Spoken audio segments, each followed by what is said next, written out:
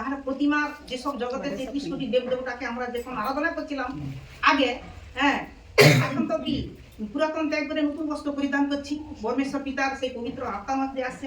আর সেই পরিধান মানে নতুন বস্ত্র বলতে সেই নতুন নতুন বাক্য আমরা যে গ্রহণ করছি, এটাই তো নতুন বস্ত্র। হ্যাঁ, এটাই হচ্ছে নতুন বস্ত্র। এই বস্ত্রটাকে যেন আমরা কি সর্বদাই ধরে রাখতে পারি, কোনো দেবতারা আকর্ষিত না হয়ে যেন সর্বদাই বিকর্ষণ করি। আকর্ষণ করা মানে তোমাকে টেনে নিচ্ছে, হাই ভোল্টেজ। কম ভোল্টেজ থাকলে তোমাকে টেনে নিবে। অর্থাৎ আমার মধ্যে যদি শক্তি কম থাকে, একটা দেখো এই ইলেকট্রিকটা কিন্তু তোমাকে টানবে, এ কিন্তু তোমাকে টেনে আকর্ষণ করে রেখে দিবে, কারণ আমার শক্তির চেয়ে ওর শক্তি বেশি। আর যখন তুমি 11,000 ভোল্টের কাছে যাবে, এই যে বড় ইলেকট্রিক পোস্টগুলো থামগুলো গেছে, সে তোমাকে যাবে, তোমাকে 10 হাত দূর থেকে ছুঁড়ে ফেলে দিবে। তার মানে তার বিকর্ষণ ক্ষমতা অত্যন্ত বেশি। যে পরমেশ্বর পিতার যদি বাক্য আমার মধ্যে প্রচন্ড রূপে তেজি থাকে, তবে আমিও ছুঁড়বো শয়তানকে। কি কথা গেল? তাহলে 11,000 ভোল্ট ছুঁড়ে মানে তার অত্যন্ত শক্তি বেশি, সে টেনে রাখবেনি তোমাকে।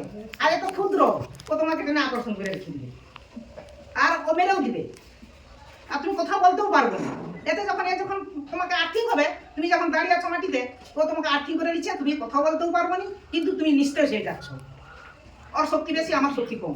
ফলে এই জগতে যখন শয়তান তোমাকে, তোমার যদি শক্তি বেশি থাকে, তুমি তাহলে চাঙ্গাই করিয়া গুরু যিশু পবিত্র নামে আমার মধ্য থেকে যে যেখানে আছে সব দূর হোক। আমার মধ্য থেকে, আমার বাড়ির মধ্যে থেকে, বাসুর মধ্যে থেকে শয়তান সব দূর হোক। তাহলে সে বাক্য কত তেজি! আমার মধ্যে থেকে, আমার গৃহ, আমার বাস্তু,